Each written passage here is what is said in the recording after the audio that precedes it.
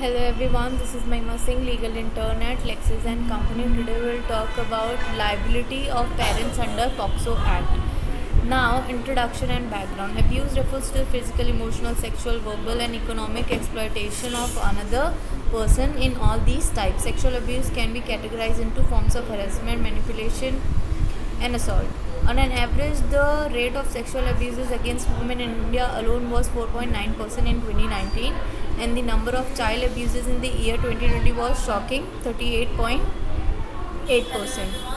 Now, in the case of Parminder versus State of Delhi, it was ruled that rape can be committed without the involvement of genital injury or seminal stains. The other type, non-touching, is showing of pornography or indulging the child in pornography practices of watching them undress themselves in the bathroom. All these constitute to sexual harassment of a child.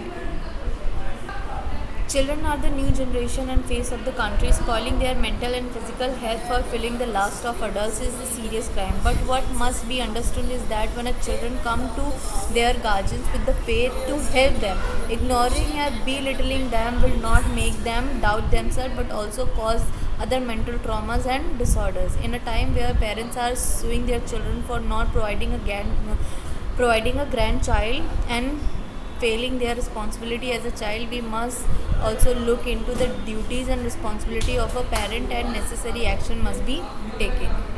Thank you very much. See you in the next video.